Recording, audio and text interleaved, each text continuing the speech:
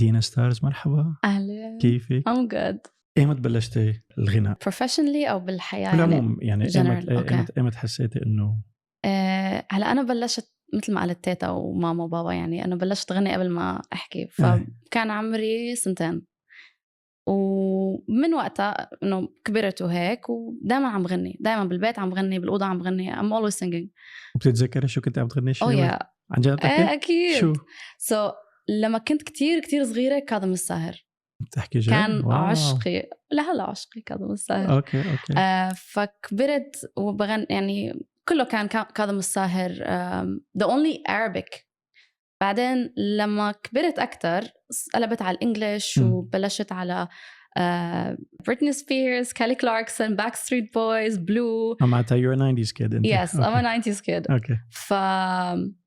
وبعدين قلبنا على الإنجليش وضلينا على الإنجليش وكبرت على الإنجليش. بلشنا سيلين ديون من هون ومرايا كير من هون، ودائما كنت أحب، يعني دائما بغني، يعني حتى وأنا قاعدة I'm always singing براسي. من اللي ذكرتيهم مين أثر فيك أكثر شيء غنائيا أو موسيقيا لنقول؟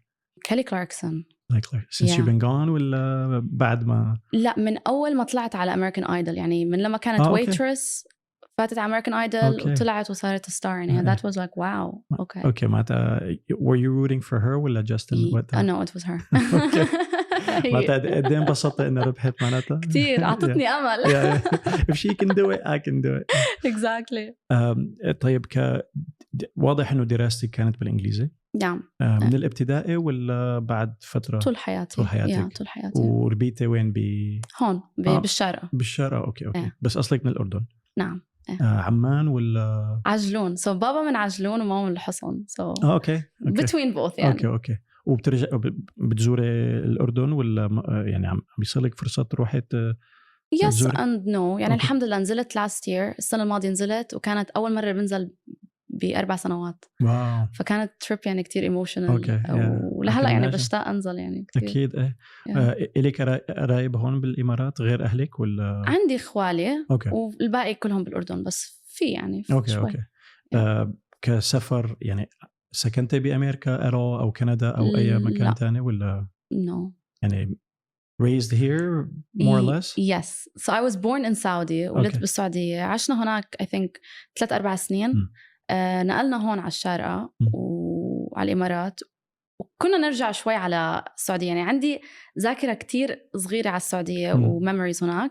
بس بال20s I started traveling، بلشت أسافر كتير، فكله كان سفر سولوز وهيك، وكتير عندي curiosity عن الcultures.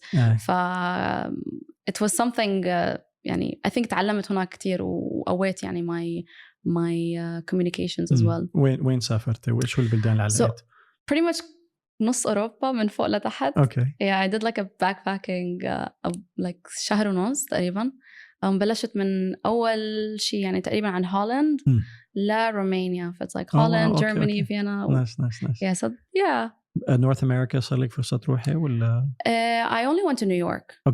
Yeah, فقعدت بنيويورك تقريبا شهر ونص كمان. عندي قرايب هناك، عمتي وماي cousins. Yeah, that was nice. وعجبتك نيويورك ولا؟ I loved it صراحة. It was nice. Maybe it was nice as a tourist. Yeah. أكيد المحل اللي بتزوريه يعني لما بتكون زيارة غير لما بدك تقعدي وتفوتي موضوع العيشة تفاصيل العيشة. بالضبط. إذن كيلي كلاركسون كانت من أوائل الأشخاص اللي أثروا فيك. مين غيرها لكيلي؟ When I grew up? أو بالعموم يعني I just want to know who your major influences are. There was Kelly Clarkson. I know it's very cliche, but it was like Britney Spears back in the day. It makes complete sense. She was the princess of pop she at the time. was. Jessica Simpson. So it was like نفس الجماعة تبعون الميكي ماوس كلوب. Justin Timberlake, still love him. فرقة Blue. I know this is more towards the boy side. بس أكتر من Backstreet و NSYNC. Blue ولا؟ Blue for sure. Until now. Like I love them. They're a great band. Yeah, they are. Yeah, and then there was Celine Dion, of course. And yeah, I can't remember a lot of it now, بس هلا بدنا ننكشهم شوي بس السؤال كيف أثروا عليك؟ أنت كنت already مبلشة تغني no أكتر يعني سبقت يعني you're a fan بس كغناء إنه nothing serious, not a career, nothing like that. No, not at all, not at all. يعني اللي عم بقول لك إياه هو كان عمري تقريبا like بين 7 و12 13 إنه بهالأعمار. فما كان يعني ولا خطرت على بالي إنه it's gonna be a career. هلا شوف deep down inside I knew دائما بدي أعمل شيء بالموسيقى. يعني خلص حلم طفلة صغيرة إنه أنا بدي أكون مغنية خلص. بس ما فكرت فيها لقدام كتير at all. بالعكس كانت like هواية بغني بالغرفة.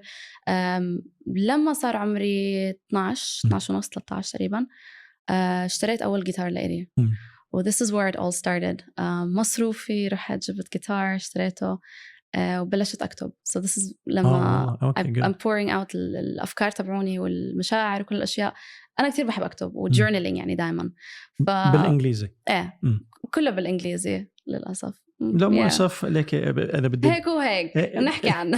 نحكي عن الموضوع. لا عادي يعني ما بدي العالم تحس إنه أوكي عربية الأصل بس ما بتغني إلا بالإنجليزي. الموضوع مو هيك يا جماعة. يعني في عالم في شيء بيلامسك موسيقيا. يعني هلا مو معناته ما بتحب العربي وما بتتذوق العربي أو ما يكون في محاولات إنك تغني بالعربي بالضبط. بس الشيء اللي لامسك أو اللي حرك فيك الشيء ميال للغربي أكتر. exactly هيك كيف كنت عم تكتبي؟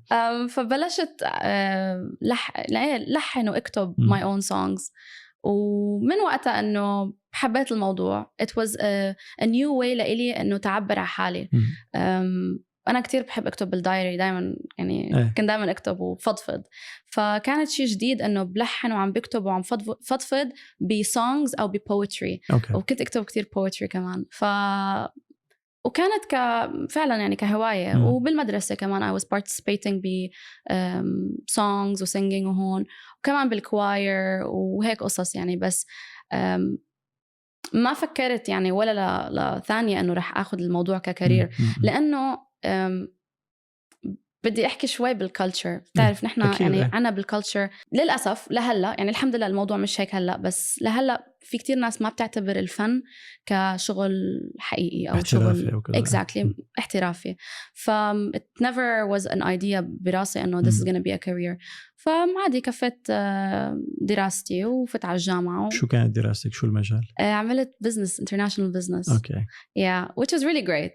Did you like it? يعني I loved it. This is by choice يعني. Yes, it was. I was interested in doing like media or journalism وهيك. بس I digged in more. My parents advised me ونصحوني أنه كفي بشي يعني more stable. والjournalism والصحافة شوي يعني مجال صعب بالنسبة لي وهن بيعرفوني يعني منيح. ففتت international business وحبيت الموضوع ولهلأ بحب الموضوع. بس يعني ما بندم ولا لحظة أنه فتت بالinternational business. ومن وقتها I was working كمان. بلشت أشتغل بعمر كتير صغير. بعد الجامعة الحكي ولا أنا بلشت أشتغل على أصغر تقريبا 15 ونص 16. بتحكي جد؟ شو بلشتي؟ كنت أعمل part time summer job إنه promotions hostessing sales. ووقتها يعني بأيامي ما كانوا يشيكوا الIDs وهيك. وأنا على العمر أو كذا بالمرة. وكان شكلي أكبر من ما شكلي هلأ. فكنت دائما أزمط فيها. شكلك بنجامين باتن. بلشت شكلك كبير وبترجعي برجوع. You look like you're like 18 to 20. عرفت؟ I'm serious. You could easily be like late teens, early 20s. That's so hard. I'm حقيقة جد لك أنا بالعموم بهالقصص ما بجامل أبدا. You definitely look super young. Yay, that makes me happy. لأنه لما كنت 19 لا لما كنت 16 كنت أكتب بالCV أنه أنا عمري 20. كانوا يصدقوا أنه ما كانوا حتى يطلبوا ID أو شيء. فعادي زمطت فيها واشتغلت وعملت كتير exhibitions و promotions و sales. وحبيت الموضوع أنه واحد يكون independent ومصروفي الخاص. ومن وقتها عن جد I was independent و helping. it was a nice experience. وبنفس الوقت كنت بعدني دائما on the side عم بكتب وبلحن وفضفض يعني. لساتك مانك مفكرة أنه يكون الموضوع احترافي أو لا بالمرة يعني. طول حياتي يعني بجوا بقلبي بيني وبين حالي لما حدا يسألني شو بدك تكوني لما تكبري مغني. يعني هاي كانت my answer. بس it was unrealistic فعلا أنه ما متعودين هيك. ما حدا متعود يقول أنا بدي أكون مغني يعني. بسبب المجتمع تبعنا ولا okay. It's it's not a serious job. إذا بدنا نكون واقعيين شوي بالكالتشر وبأيامنا صح يعني أيام زمان أكيد. وبس دائما بقول إنه let's see خلينا نشوف عادي ودكتور من هون ومهندس من تعرف كيف محامي أكيد الكلاسيكيات exactly هدول التوب 3 توب 4 بس بيني وبين حالي إنه لا مغنية وفعلا كنت أعيش الدور كتير بالأوضة يعني سكر الباب وامسك فرشاة الشعر ويلا وسينجينج وشو يعني عمل شو بس I never took it seriously ككارير وضليتني عم يعني بلحن وبكتب on the side وعلمت حالي جيتار من يوتيوب وهيك أشياء بس قبل 4 سنين that I took it عن جد لأنك صار لك بس 4 سنين؟ Yes. Really? Yeah. I wouldn't have thought that على فكرة. you sound a lot more accomplished than 4 years. Thank you. تبع إنه إنك فقضيت حالك تعمل هذا الشيء. ليش نقيت الجيتار مقابل البيانو أو آلة تانية مثلا؟ صراحة ما بعرف. ماما ودتنا على مثل انستيتيوت تعليم بيانو. ماما she loves بيانو عشقها إنه تسمع بيانو. Okay. she forced us وأنا أي شيء بتنغصب عليه ما بحبه. فرحنا أنا وأختي كنا دائما نروح على المعهد نتعلم بيانو. بعرف كيف اللي رايح هيك مغصوب عم بيبكي. هيك كانت حياتي. لما تسألني شو أكبر ندم بحياتك بحكي لك أنه تركت. أنا نفس الشيء يعني البابا عمل يعني أنا وأخي كمان نفس الشيء كان ياخدنا يعلمنا دروس كيبورد أو بيانو لما كنا صغار بفرنسا.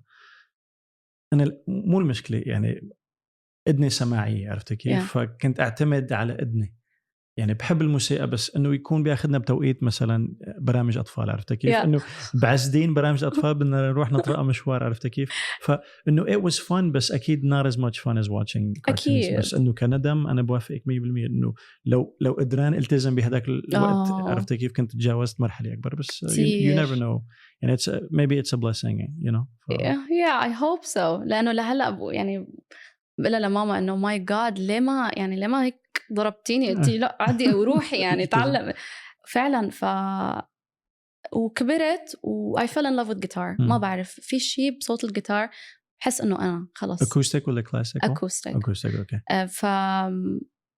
وأنا كنت يعني كمان كبرت بعمر 14-13 عم بسمع كتير مثلا 3 Doors Down وهندر وكل هول يعني it was نيكل باك كله كان جيتار فخلص كان نفسي انه عن جد اغني هالاغاني واعزفهم على الجيتار نفس انه انا بدي اعمله I think guitar was my first love يعني ولهلا كتير بيلعب دور على فكرة الأغاني اللي يعني عم تحكي 99 to about 2003 2004 تقريبا remember كان Rob Thomas Creed يعني that sound was just all over exactly يعني pop كان خالص عم بحكي بأمريكا لأنه ببريطانيا blue and other boy bands يعني ما بتغيب عنا الشمس البوب أما بأمريكا definitely it's very cyclical كيف تبع فكانوا زهقانين من موضوع يعني حتى NSYNC went more urban عرفت كيف right it went to the extremes you know which was around the second Gulf War وهيك طيب أنت إيمت حسيت إنه إلك ناك أو نفس انك تكتبي يلي بدك تغني مقابل انه حد تكون عم تغني اغاني غيرك تقريبا من شي 2 اوكي من شي 2 انا كتير I love cover songs I love performing them لهلا كتير يعني بعمل covers بس هي الارتستيك موف الجمب من being a musician to being an artist وتغني أغانيك أنت والأشياء اللي بتكتبها يعني صارت عن جديد let's say تقريبا a year 2 years ago وخلص إنه حبيت التزم بهالشغلة. Was it an easy transition ولا عانيتي بالموضوع؟ لا ولهلأ بعاني بالموضوع to be honest لأنه especially هون بالإمارات you have to be 2 people you gotta be a musician لازم تكون musician وبتكون artist بنفس الوقت لأنه أنا بكون artist للبلد و international يوصلوا أغانية كمان global of course. بس musician it's to get my bread and butter to people to book me for their shows وما بدهم يسمعوا my songs أنه أوكي مرق لي غنيتين maybe لإلي بس الباقي كلهم بدهم التوب commercial top 40 pop هول القصص to say لا أنا بس بدي أكون strictly artist صعبة وبدها عن جد جرأة كبيرة و you have to give up and compromise to a certain extent. Yeah, it's not easy. Yeah. وبشوف في other artists they already took هذا الباث وبهنئهم، بس بالنسبة لي صعب لأنه أنا عم بعمل ميوزك فول تايم صار لي 4 سنين. ما عندي job on the side، ما في يعني I'm doing both at the same time. I gotta be an artist بنفس الوقت I have to hustle and earn money. صعبة. بهنيك because واضح إنه you're a super go-getter. You're super hardworking. I saw your interview على برنامج Big House, which you know I love what he's doing in this region. Yeah, he's kind of like the godfather. I don't think he looks out for everyone. And I love that he's so supportive. You know. فسمعت الانترفيو ويعني سمعت يعني he said أنا الأمانة ما صار لي زمان هون هلا. I've been here before وبيجي وبروح كتير، بس ما صار لي بالإمارات مستقر يعني صار لي سنة تقريبا. واو اسم الله. بس واضح إنه يعني اللي فهمته من بيج هاش إنه عادي يكون عندك 2-3 shows a day أو هيك شيء، عرفت كيف؟ الموضوع موسمي ولا كيف يعني؟ Are there seasons that are more hopping than others ولا كيف؟ أكيد هيك وهيك I must say، لأنه الحمد لله يعني there were moments it was really a blessing بيكون عن جد ما في شغل وما كان season و I was working like constantly working. ف it's a bit of both، بس في يقول على الأغلبية عموما للكل it's a season. بنعرف أنه مثلا من أكتوبر لديسمبر أكتر يعني أو أكتر 3 شهور رح تشتغل فيهم بسبب الجو وبسبب العالم تطلع أكتر. بالضبط. حتى بيكون مثلا around كل الإيفنتس والكونسرتس وفورمولا 1 وكل هالقصص. بعدين جانيوري بعد النيو يير بصير يخف بطلع شوي برجع بنزل لرمضان. هالوقت اللي بيجيك تشتغل you have to work.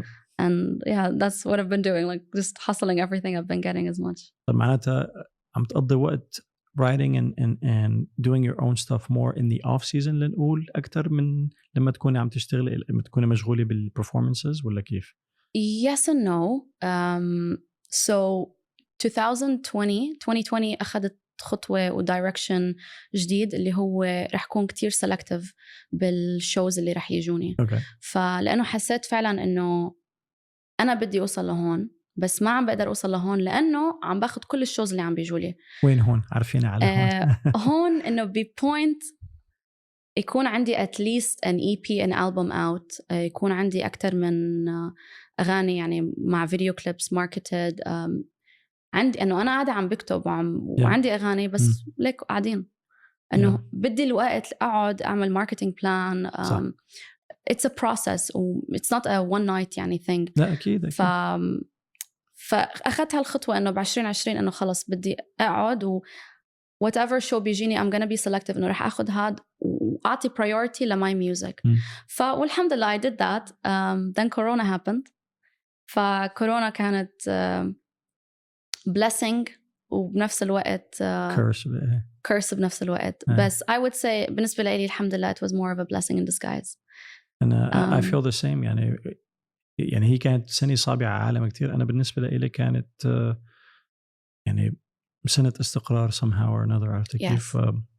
يعني I think it's perspective comes in play. أكيد.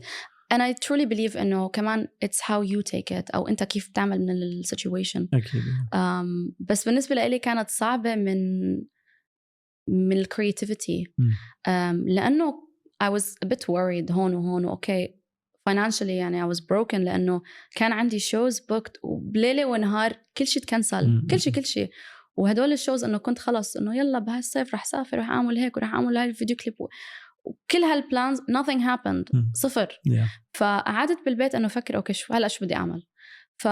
writing كان صعب بالنسبة لي لأنه ما كان عم بيجيني الكرياتيفيتي. ولما يكون عندك writer's block هذا البلوك صعب تزيحه. كل شيء بيسكر. وأنا كنت زيح هذا البلوك لما سافر وكنت سافر كل فترة وفترة وعن جد I use the time اللي I get مع communicating مع الناس وأتعرف على ناس بالinspiration تبعي whether it's poetry or journaling which led to songwriting. فضلك قاعد بالبيت هيك محبوس والحمد لله إنه كانت حبستي مع أهلي وإخواتي وهيك. it was nice it was tough بنفس الوقت it shifted my priorities. وعن جد عرفتني على إنه الحياة مش بس كل ركض وتشتغل ويلا ومصاري فعن جد هيك هدتني. وبنفس الوقت لما طلعنا من أزمة كورونا بعدنا عم نطلع يعني بس لما فتحت الدنيا I was more strong وكنت إنه أوكي هلأ أنا I'm ready إنه عن جد to release. ونزلت my first single كانت بشهر 7 ورجعت نزلت سينجل تاني بشهر 9. شو التايتلز مشان الأشخاص اللي عم يسمعونا أو يحضرونا؟ فأول غنية نزلتها بشهر 7 كانت اسمها Kill My Summer. أوكي. وهي كانت للسمر إنه فعلا Kill My Summer. very poppy very vibey يعني. وتاني غنية اسمها Heart Away. Is that the one you did with Bailuni? Yes. Okay. Yes. So both of them were with Bailuni. Okay. And I'd only heard Heart Away. I didn't hear the other one. So yeah, both of them were with Bailuni, and my upcoming 2 releases, واحدة مع Bailuni and واحدة مع another producer called Ali. But yeah, Bailuni and I are doing most of my songs for now. He's great. He's phenomenal. I had the privilege of having him on the show. We had such a blast. قلت لك أنا بالعموم البودكاست بين النص ساعة للساعة ونص. أنا وياه سردنا 3 ساعات 4 ساعات اللي عرفت كيف وما حسينا بالوقت أبدا. ويا دوب حكينا عن الموسيقى يعني الشغلات اللي بنشتغل عليها عرفت كيف. We're definitely going to do another show. دائما هيك بصير معي أنا وبيلوني بندخل على الاستوديو. I think من الساعات اللي عم نشتغل فيهم يمكن ساعة واحدة بنشتغل و4 ساعات قاعدين عم نحكي. وهي عن جد هو بالنسبة لي he's like a mentor, he's like a friend, a mentor. وفعلا عنده perspective musically تختلف عن اللي أنا, فكتير بيطلعني من الcomfort zone. و it's always nice to just chat with people. بعدين هاي الساعة إنه يلا بنشتغل we're quick to do a song. Absolutely. يعني ليك هي تمهيد you may not know it بس يعني في شيء عم بيغلي بتكون الطبخة جاهزة بالساعة. Absolutely.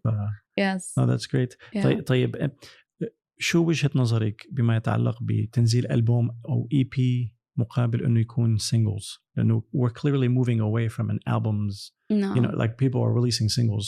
Very seldom do people release albums unless it's a concept أو عرفت كيف. فأنت شو يعني how do you look at that؟ شو انطباعك عن الموضوع؟ So أنا personally كان نفسي to release a single an EP. بس of course after working with different people وأخذت رأيهم especially مثلا بيلوني قال لي وبعض الناس قالوا لي أنه دينا فوكس على السينجلز. هلأ الناس أكتر شيء يعني تشتغل على السينجلز, بتنزلي سينجل بتعملي له ماركتينج وهذا الشيء اللي بيضرب يعني. بس إذا بتنزلي EP من هول 5 أغاني يمكن الناس تسمع لك أغنيتين 3 والتنتين بيروحوا على الفاضي.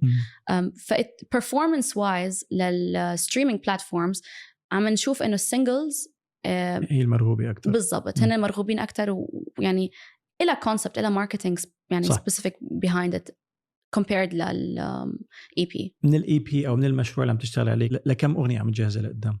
عندي كتير أغاني جاهزين. I have. Oh you do? Okay. بس I'm being very selective على شو بدي نزل. وبنفس الوقت I'm on a journey of exploring my sound وشوف كمان شو الناس عم بتحب تشوف مني.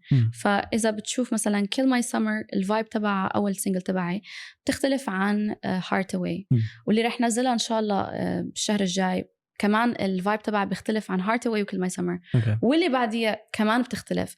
فبعدني بهاي الجيرني إنه عم بحاول لاقي شو الستايل تبعي وشو الناس عم بتحب يعني شو الفيدباك لإلهم. بنفس الوقت I want to do what I want to do يعني أنا الشيء اللي بحبه which is what I'm working on لقدام. فat the moment بدي نزل هول الغنيتين بعدين I'm gonna see where it goes from there. شو الساوند اللي أثر فيك أكتر أو بتحسي باللا شعور ميالي إله أكتر؟ يعني ما بحب قارنك بحدا أبدا بس who do you gravitate towards sound wise, production wise, just overall image؟ يعني هيك حابب أعرف what to you is the ideal. It's a bit of a tough question to be honest لأنه في عندي 2 big influentials بالهاي الجانرا. ففي عندي trance music. Okay. So I'm an EDM girl all the way. هالشي يعني to me vocal trance is everything. And have you produced anything in that line yet? We did a collaboration أنا والDJ هون اسمه دراها بس كانت مع Nomad. It was like a part of the songwriting bootcamp. فعملنا بهذا songwriting bootcamp طلعنا غني يعني هاي كانت الفاينل product وكانت هيك more towards the trance side. بس هون عم بشوف إنه it's a bit of a struggle. I have reached out to other DJs مش بالإمارات يعني بس كمان اللي برا بدهم يشوفوا شو في عندك existing. For now this is what I'm working on, kind of giving a taste of scoop. Exactly. For this is where I see my sound there, and this is what I love. يعني ما عندك، ما راح أقول مشكلة هلا، يعني بتتذكري Rapture نادية علي؟ Yes, of course. You know. Oh yeah. للأسف someone like that was not able to cross over to pop. يعني genres don't exist anymore. أو everything is so blended. عرفت كيف؟ فواضح إنه يعني إذا نجحت بهذا المجال مو معناتها ما فيك تعملي شيء country إذا حبيتي، مو معناتها ما فيك تعملي شيء pop أو أي شيء بدك إياه. بس إذا فعليا إذا استقريت بال trance أو vocal, you're good with that as being what you're known for. I'm more than happy. Okay. Because that's يعني بحس إنه I belong there. ليش تأخرتي طيب؟ You should have started there. ليه ما بلشتي؟ يعني عندي صار فضول أعرف ليش ما بلشتي بهذا الساوند. Because كتير سمعت للناس، يعني ناس بتحب R&B، ناس بتحب pop، ناس بدهم هيك، ناس بدهم هيك. of course starting out fresh، وكتير سمعتها من أكتر من شخص إنه عملي شو الناس بتميل، ما يطلب الجمهور، شو ما يطلب الجمهور. هذا الشيء trending، عملي تامر حسني نزل هيك، عملي مثل هاي، فلان علتان نزل هيك، عملي هذا الساوند. ففعلا تشتتت يعني أفكاري، تأثرت كتير. وبعدين وصلت لمرحلة not too long ago، يعني هذا صار الموضوع وصار الديسيجن إنه فعلا بدي أعمل الشيء اللي أنا I feel صوتي عن جد it shines. So that's why it took time. I was doing what people wanted, which I realized it's in the end I need to make. أنا لازم أعمل الميوزك اللي بتفرحني. أكيد. الشيء اللي عن جد it represents me. لأنه كمان أي حدا بسمع maybe أنا هيك بحس at least بالميوزك you will know or you will feel an artist with connecting with whatever they're singing. Exactly. يعني أنا ياما سمعت ناس بتقلي لما بنسمعك بتغني يعني هيدا genre this genre ما كتير منحس بصوتك، بس لما نسمعك بتغني بهذا الجانر عنا goosebumps. وهذا الجانر هو trance بيكون ولا؟ It's very similar to vocal trance. It's where هلا ما عم بقول عن يعني this is what the DJ does, but it's the vocal part. Ethereal يمكن أكتر. بالضبط. Exactly. So it's more like the airy, the storytelling in a way. مش إنه يعني هيك. More chilled, more. Exactly. Your voice breathes more. Exactly. Melodically, you're able to go places. You're flowing. يعني you're floating literally. يعني هذا الشيء سنة على سنة، شهر على شهر، كله it's like قاعدة عم جمع أفكار أو عم absorbing أفكار أو opinions من الناس. وبعدين عن جد وصلت معي لمرحلة إنه عن جد بدي أعمل الشيء أنا بدي إياه. وصعب، وأنا بقول لك إنه صعب. أكيد ما سهل، بس ليك دينا I think يعني everything you've done so far واضح إنه عندك repertoire هائل من الأغاني البوب. Thank you. You may not know this yet, but at some point you're gonna pick and يعني تبع when you're writing لما تكون عم تألفي هذا كله مخزون. عرفت كيف؟ you can on demand it's gonna come out of nowhere. عرفت كيف؟ this all needed to happen. يعني ما بدي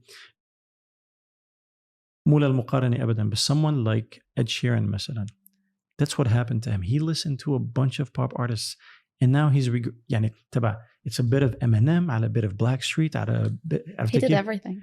بس you see يعني تبع he absorbed suddenly what he released is just the culmination of everything he's been inspired by. Don't look at what's happened to you as no okay well لنقول ضريبة انك رحتي بهذا الاتجاه انه ما خصصت وقت لحالك او للساوند اللي بيشبهك اكثر. بس اذا انت اخذتي قرار انه انا خلص وصلت لهون، صرت مأدركة انه انا هون بدي اكون، هذا ما انحرق. عرفت كيف؟ أكيد. هذا رح يساعدك in ways you probably don't realize. أكيد. Absolutely. Yeah. I don't. بالعكس أنا ما بندم على ولا شيء يعني literally except the piano part. هاي الشيء الوحيد يمكن بندم عليه لهلا. طيب ما صار شيء بلشة من هلا؟ حاولت وبضلني أحاول يعني كل ما يكون في عندي هيك time off عندي بيانو بالبيت. في عائق? Is there a barrier that's preventing you from time yeah. هاي المشكلة الوحيدة. بس الحلو هاي السنة يعني 2020 وحتى 2021 I started shifting my priorities. إنه صرت إنه خلاص بدي عن جد أنظم وقت أو أعطي أولوية لواحد اثنين ثلاثة. فهذا الشيء إذا بتلتزم بكلامك I know it's possible. فأنا هاي الشيء لازم يعني شد عليها. For me in piano ومش بس piano بدي طور من my skills musically وجيتار. فأنا ما تعلمت موسيقى ونفس الشيء يعني سمع بس بنفس الوقت I love learning وبدي أعرف مثلا هالكورد ليش هيك الكي شو وضع الكي يعني I'm an artist at the end of the day. فحتى لما أكون مع فرقة I have to know these basic fundamentals. عملتها priority إنه أنا I need to learn this وهذا رح يكون يعني بس نخلص we can talk about a few things that I think might help you. الحلو إنك تتعلمي آلة تانية. The way you write for guitar, the second you learn how to play piano, it all has to do with voicings. عرفت كيف؟ learning a new instrument, you'll start to write in ways that you wouldn't on a guitar. يعني كل آلة بتولد أكيد شيء تاني. سؤال، أنت بتبلش بالكلام قبل ولا الموسيقى؟ موسيقى. Okay. Yeah. I'm the same way. You know, it's two schools, and I favor vocal melody because I think it's the most important part of a song personally. الموضوع يعني هي شغلة آراء بالأخير، يعني ما في شيء أصح من شيء. أكيد. بس كتير رح تتفاجئي إنه لما تكوني عم تألفي على الجيتار بيطلع معك شيء. إذا حاولتي نفس الأكورات اللي طلعت معك على الجيتار طبقية على البيانو أو على الكيبورد رح يطلع معك شيء. يعني just the way you write is going to be completely different. So it's going to open up a world to you that is look forward to that because that's probably the most exciting part of that discovery process. That's what I'm looking forward to. كل ما أقعد مع حدا هو بيعرف يعني يعزف بيانو, the minute they start playing already في عندي an idea, a melody, كلمات, ما بعرف, في عندي this connection مع البيانو بشكل خرافي. guitar بحس حالي more limited لأنه and it's safe يعني بالضبط it's safe, it's my comfort for zone. you أكيد which is a good thing. Like it takes discipline يعني if you take someone like Chris Martin from Coldplay, he does it on both. But his melodies are the simplest of melodies. Right. تبع his chords are the most basic 1 3 4 1 4 5 whatever عرفت كيف؟ تبع إنه بس it's the top line. عم بقول لك هذا التنوع اللي عنده أكيد إذا ألف الغنية نفسها على البيانو شيء وإذا على الجيتار شيء. فأنت I'm sure you have your go-tos عرفت كيف؟ Of course. هلا هو بحر and it's never ending عرفت كيف؟ Absolutely. You can do so much with just one instrument. فما بالك if you open yourself up. عن جد look forward and what you're describing. يعني أنا كتير مارق بهذا الموضوع إنه لما بتسمعي خاصة بتشوفي عالم كتير شاطرة بالآلة تبعيتها. You're like, oh my God, if I knew half of that, خلاص game over. I know. ولهلا بقول نفس الشيء أنا بس لو يعني حاولت هيك بكوردات بس لو عن جد بعرف I know بتطلع لي أفكار هيك يعني.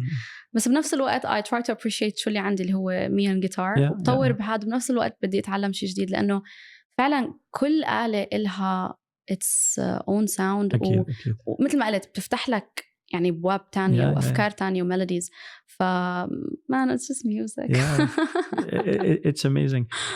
Is there an artist whose career you're a fan of? يعني مين established حاليا إن كان عربيا عالميا عم نحكي بتحس إنه مو مشان تقل ديون بس إنه that's a career that you look up to. إنه whether it's a consistency, whether it's في هيك حدا ولا؟ Absolutely. I would say it's a female. It's Tori Kelly. You know Tori Kelly? Oh, okay, great. She's my wife. She just doesn't know it. She's my best friend. She doesn't know it yet. In my mind, she's more talented than Beyonce. Me too. يعني don't get me started. I think she's the most underrated artist. Oh yes. Of the last 50 years. I absolutely agree. Her runs, the way she sings, her soulfulness, big time. She's amazing. Wow. Vocally, like she's just a talent. Your stock just went up to here in my mind. عن جد يعني الأسهم تبعتك. Thanks. She's no يعني. She's phenomenal. That's a very good call. يعني good shout out. She's amazing. She is. I completely admire her. She's a big influence. So when you asked me about the genres and who do I see, I would like to, ما بدي أقول إنه follow their career path. It would definitely be trans side or a Tori Kelly side. لأنه وأنا يعني I don't know Tori من عمر صغير. لا تعرفت على Tori literally 4 years ago. وسمعت أغنية من قبل بس ما كنت أعرف أصله وفصله يعني.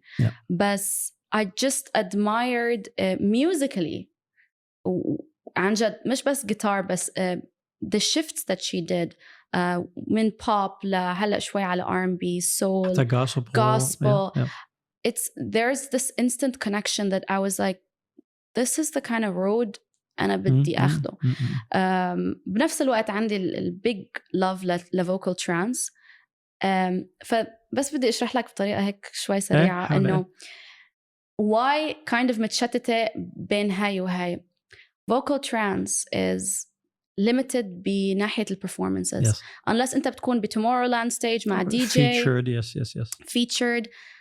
You can do that. وكتير يعني ناس قلال عن جد who made it to be touring مع DJs بهدول الفestivals worldwide. فهذا الشيء. And it's also singles driven. If the single's doing well, you're going to be touring for a minute. Otherwise. Exactly. It's بحسها very limited. Vocally بحس حالي I'm shining there. That's where my voice كتير بيبرز بناحية vocal trance. Performance wise, songwriting wise وأشياء تانية يعني my personal interests. كتير حسيت this instant connection with Tori Kelly. I saw that she's the perfect example for me to follow or to get inspired from musically. مش بس لأنه guitar وهيك بس كل شيء around her character. وكتير نادراً إنه تشوف artists بهالزمن بلشوا هي بلشت من I think 16 لهلأ وما يعني سما أخذت حقها. In my mind she should be much bigger than she is. big time. وبنفس الوقت ما نزلت مثل الارتست التانيين مثلا بريتني سبيرز أو بيونسي أو في كتير ناس وقعوا ويعني أكلوا هوا. هدول الفنانات أو الفنانين اللي ذكرتيهم بيعتمدوا على الهيتس. The second the hits stop they're done. Look at Rihanna. مع احترامي لريانا أو كيتي بيري. Yes. Did you ever think, well, like Katy Perry, خلاص, Katy Perry's done. Yeah. She's been done. Yeah. Rihanna, true. she's done. يعني musically speaking, she's done a lot. يعني ما نعم حاول همش أو يعني قلل من قيمة اللي قدميته. بس فعليا متى ما سكرت الحنفية على hits, سكر الحنفية على الكارير تبعتها. Yeah. كيف؟ Absolutely.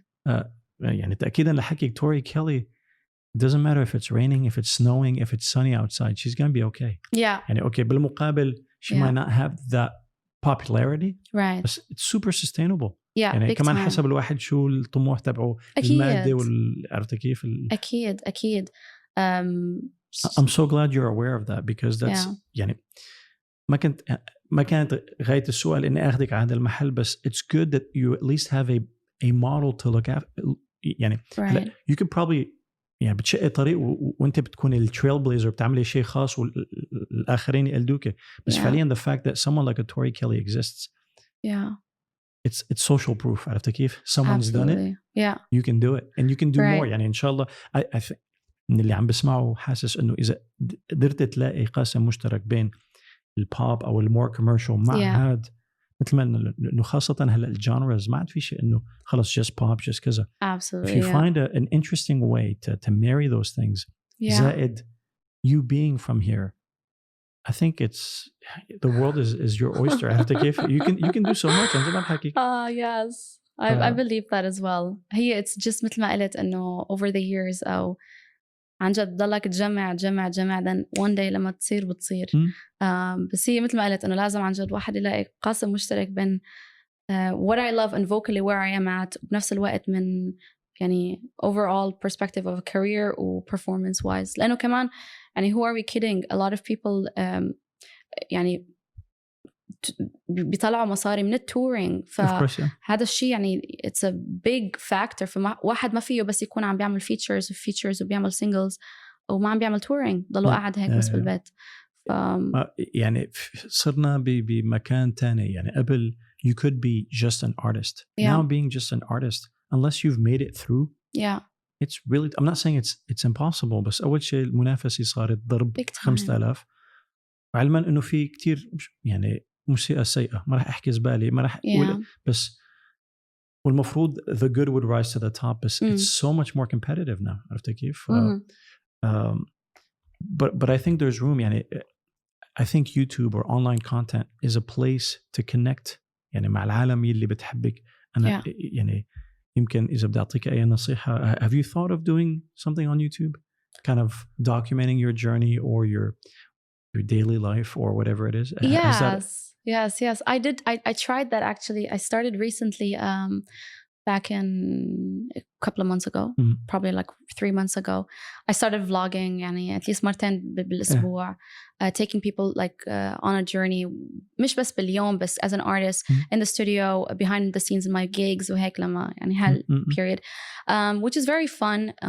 I must admit, it's super hard to keep up. It is. لأنه أنت عم بتصور, أنت عم تعمل editing, أنت عم there's so much there's of work. a hustle. It's extra hustle. يعني for sure. كنت أقعد فوق 10 ساعات أعمل editing لفيديو واحد يكون أبو 6 دقايق يعني. مطلوب منك أنت تصوري وتغني يعني everything يكون معك مليون tripod وجيمبل oh my god. فبلشت يعني I really had to sit down وprogram my reprogram my mind وبنفس الوقت shift my priorities إنه أنا ماني فيديو editor وبحب أعمل هالشيء و I want to document. بالعكس بدي الناس تشوف أنا شو عم بعمل وتشاركني على هاي الرحلة معي. بس صعب لما تكون أنت يعني أنا بحس إنه I need to let my mind flow بالcreativity ويكون عندي a team to help me بهالأشياء اللي أنا ما في دائما أعملها لحالي يعني it's really hard to be a one man show. Of course. بس I believe timing is everything. Yes. Strongly believe. Of course اللحظات اللي مهمين I try to document قد ما فيه. ومن هون ل years later I know things will fall into place يعني by God's will. Inshallah. I'm really excited about what you're doing. I think there's potential وخاصة يعني ليك because you're from here يعني بعتقد موسيقيا نحن رايحين يعني بحس إنه الموسيقى العربية وصلت على محل صار في بلوك يعني ما عاد صار في تجديد كتير. التجديد إسا ما صار بطريقة صح يعني. حكينا شوي عن غالية. I love what Ghalia is doing on the Arabic front, even though she does English, but she's able to marry her sound into the Arabic thing. I feel like if you can do that بدون ما يعني كيف كنا عم نحكي إنه الغناء العربي بيتطلب تكنيك غير عن الغناء الإنجليزي. أكيد. فأكيد ما المطلوب منك تصطنعي أو تحسي إنه it's not you. If you can find you, sing the way you sing with Arabic lyrics that don't feel like they're just crammed in there and pasted. Yeah. If you work on that, I think that opens you up to an even wider audience. Yeah. An audience that will connect with you in ways that others won't be able to. Right. Not to say don't do what you're doing, but try to marry those things. And I think you'll strike gold with that. I really do. I definitely agree. أنا يعني بوافق رأيك. بس الشيء اللي بحسه فيه رح يكون في challenge بالموضوع هو شوف أنا كتير I'm open to try new things. especially إنه في ناس عندهم an idea about something. مثلا ماما وبابا كتير بيشوفوا إشي أنا ما بشوفهم. مثلا بيقولوا دينا جربي هالغنية بالعربي بتطلع كذا كذا كذا. أنا لا ما في وصعبة ومش على صوتي. بيشوفوا الشغلة بجرب فعلا بتطلع شيء عن جد حلو. يمكن ما بيكون الأكسنت تبعي كتير قوية والعرب وهالأشياء ما بيكونوا يعني ما إلا practice. بس it works and it's nice and it sounds decent. هلا أنا اللي بخاف منه أنا يعني لما تعمل شيء and you deliver something والجمهور يعني بيحبه وبصير يتطلب من هالشيء you have to commit to it. السؤال هو could I commit to it ولا لا؟ لأنه of course أنا بحب جرب شيء جديد وبعطيكم شيء English عربي who knows French Spanish whatever it is style جديد. بس لما يصير حدا يطلب بشيء وأنا ما فيه to deliver هاي أنا ما بحب أوقع بهالمشكلة. I love and I يعني strive to still be me وعن جد أوقع fall in love with what I'm doing to deliver 100%. فما بدي أوصل لمرحلة إنه خلص عم بطلب عربي بعمل عربي وأنا مش مبسوطة أو ما في connection. دينا بعتقد أنت الموضوع عندك يعني ليك الشغلات اللي بتخوفك can be your friend in some places يعني for sure. عرفت كيف؟ it's your career. أكيد في جمهور رح اوكي يمكن يحب في جمهور رح يحب لك العربي اكثر من الانجليزي في جمهور رح يحب لك بالاخير لازم انت تكون يعني اذا انت ما كنت مبسوطه بالشيء اللي عم تقدميه اكيد why do it عرفت كيف أكيد. I think what I'm trying to say is you can open yourself up more يعني شيلي هالقيود اللي كانت محطوطه if it's يعني if it's because you put them there or because you just couldn't see past them عرفت كيف I'm like the world is your oyster. You could literally do anything you want and see what works. And wherever you find yourself, the key is to constantly reinvent yourself. عرفت كيف؟ أكيد. When you get bored, مثل الجيتار. يعني هلا الجيتار, I'm not saying it's boring. You're gonna re-fall in love with the guitar after you go somewhere else. Yeah, for sure. Go to piano. You're gonna discover new things about how to do the same thing on the guitar. And you'll be like, this has been here all along and I'm just not عرفت كيف تبع it's the adventure. Yeah, أكيد. عرفت كيف؟ Absolutely. أنا بس اللي عم بحاول أقول لك يا إنه هلا ماني حاسك بالعموم انك مقيده او يعني بس في عندك اكثر من مجال بيقدر يعني فيك بنلعب عليه عرفت كيف؟ فتيك full advantage. It's like my mentor always says there's 52 cards in the deck. Use every card in the deck. You know what I'm saying? That's so true. Don't limit yourself to just the عرفت كيف؟ Yeah. And yes يعني نحن هلا صرنا بمكان الواحد مطلوب منه يكون مغني وبيصور وبيمنتج وكذا. يعني الحاجة هون ام الاختراع. You have to until you have a team you have no other choice. Absolutely. Yeah, أكيد. وواضح you're doing your job يعني it's not like oh if only oh I'll wait until that happens. Yeah, no. لو هاي سياستك ما كنت يعني ما كنت وصلت لهون. لا. Yeah. No, I think you're doing great, and I'm really excited about what the future holds for you. Thank you. Me too. And I hope you keep pushing forward. And you know, I'd love to hear your new material. Yeah. Is there anything you want to plug right now? I do have like the next release that I want to put out. I could give a scoop. Yeah. Sure. I'd love that. Yeah. Do we have a name for it? What's the sound? It's called Still. Still, okay. Yeah, it's called Do You Think About Me Still. بس تأليفك كل شيء أنا يعني حتى this is the first song اللي أنا I recorded it على الجيتار. Okay. I played the guitar يعني with my recordings. Okay. Normally the other songs بكتبون على الجيتار بعدين we produce them very studio produced. بس هاي الغنية I wanted the bass يكون جيتار لأنه كتبتها على الجيتار and it was all the emotions كانت بالجيتار so I couldn't take away the guitar from it لو شو ما صار يعني. وإيمتى عم تفكر تنزليها للغنية؟ To be honest المفروض كان نزل next single يعني هلا next month مع الميوزك فيديو بس لأنه الميوزك فيديو كان collaboration مع Iraq Tourism فهن رح ينزلوها I think later on. Okay. ما بدي نزلها لحالها فبدي نزلها مع الفيديو فقلت بنزل هالغنية أول بعدين برجع بنزل still. Tell me the way I think about you. I don't know how or why your love's got to me, but boy, do you feel it too? Do you? I think out of scared I am to end up alone with no one to love and nobody to hold, no one to touch and to love me when I'm alone. Where are you now? Do you think about me the way I think about you still?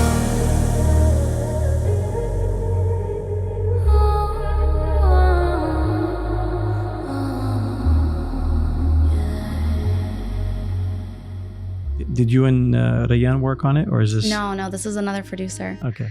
Yeah, his name is Ali. Okay. And that song, oh my gosh, that song was like the first song I poured my heart out in the studio. I did have 2 singles that were out, I think around 2 years ago. I took them down. Okay. مشاكل. Okay. Co-writing وهيك okay. مشاكل. So تعلمت. And I wanted to start fresh. وفعلا إنه شوف بأي شيء بتعمله بالحياة رح توقع مصايب obstacles. I'm trying to use a positive word يعني. They're all lessons.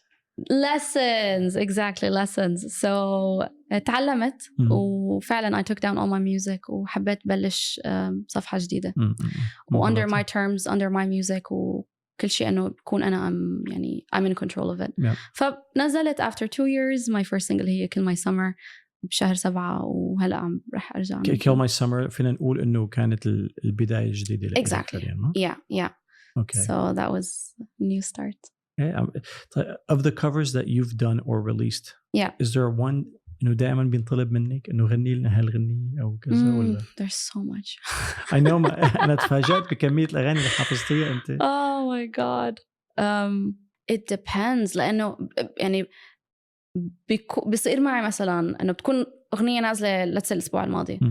بكون أنا بجيج وعادة بقول إنه إذا بكون مثلا بريزيدنسي بسأل في حدا عنده song request bring it along. إذا بكون بشو ما في song request. فبالريزيدنسيز حدا بطلب غنية بتكون نازل الأسبوع الماضي I go and I play it. يعني ما عندي إنه لا لازم أحفظ هيك بطلع الكوردات المشكلة إنه أنا I'm always يعني my morning routine هو بعمل my coffee بفتح سبوتيفاي بشوف what's trending ويلا على الhomework. I always try to keep up with what's popping, what's trending, what are people hearing, listening. بيساعدني of course where I want to go أو what are people diverse exactly consuming. وبنفس الوقت I use it to use it be my residencies. فما عندي شيء بنطلب يعني مرات on the spot عن جد I just play whatever they ask and it happens. But I think a lot of the pop stuff, a lot of like Senorita and Havana and Drake and Shape of You. بس الحلو إنه you do your own rendition of those songs. يعني from the ones I've heard واضح إنه you don't sing them straight as they came out. You always add your own touch to it, which I think is great. Yeah, it happens to be honest very naturally because I don't know. It's when you play guitar and it happens to be a song that now sometimes even هيك بغلط بكلمة أو كلمتين وخلص إنه بصدق إنه هاي الكلمة. فلما أسمع the original song I'm like that's not the word. That's not the word. وكمان إنه that's not the تك أنا بكون مثلا عم بالضبط. فبنصدم لما أسمع الغنية الأوريجينال I'm like okay دينا كتير تعودت علي عملتها my own song يعني. بس it's fun. It's a fun journey. طيب هالسنة أو كم سنة لورا شو الأغاني اللي علقوا يعني كتير تأثرت فيهم؟ performing wise ولا إنه or generally in life? In general, like what gives you goosebumps musically other than vocal trance? Oh, okay. No, بس حتى if vocal trance, I'm happy to hear what. No, definitely vocal trance. But to be honest, trance is I really consider it to be a different world. يعني عن جد it's عالم تاني. وكتير صعب حتى من my friends, my family to understand عالم الترانس. أنا صار لي بالترانس سين تقريبا 13 سنة since school. It's a different world for me. And بس musically هلا what stuck out like do you want a title of the song? Yeah, I'm just wondering what moves you. You know, is there a song that it could be recent or 5 years ago, 10 years ago, like is there a song that just completely does it for you or that you just like wish you had written, for instance? Oh wow. Yeah, well there's 2 songs or even 3. Oh my gosh. طلعيهم هدول أنا لا بيهمني أعرف لأنه it says a lot about you. So the first song I must say it's called Oceans. Okay. It's by Hillsong United and it's a worship song. And to me that song is everything. So for me, personally, worship music is it's just like goosebump inducing. Goosebump, exactly. It's like. Have you heard You Say, Lauren Daigle? Yeah, of course. That's one of the songs for me. Yeah. Oh my God, such a good one. Yeah. You'd have to listen to a remix of that song done by a DJ called Kieran McCauley. Okay, I'll check it out. And that's a trancey one, so that's a bit of like, oh, that was so awesome. But yeah, You Say is such a good song. A lot of these songs, to me, are like goosebumps 24/7. And it's kind of my, besides trance music, it's where I like meditate on this music. Okay. It just moves me, it just heals me. It's just, it's been my 2020. That's great. Another song would be a very underrated artist. I recently found her on Instagram. اسمها Nikki Costabile. Okay. Where's she from? The States. Okay. Yeah, I think she's the sister of Christina Perry. Okay. لقيتها على هاشتاج هدول البري-save hashtags. فبعت لها مسج إنه فيك to pre-save my song and in return I'll pre-save yours. Yeah. وقالت لي yeah sure. عملت لها pre-save لغنيتها ونزلت عندي على سبوتيفاي. The minute نزلت وكانت بالشفل I got hooked on the songs من 28 سبتمبر لهلا. هاي الغنية on repeat.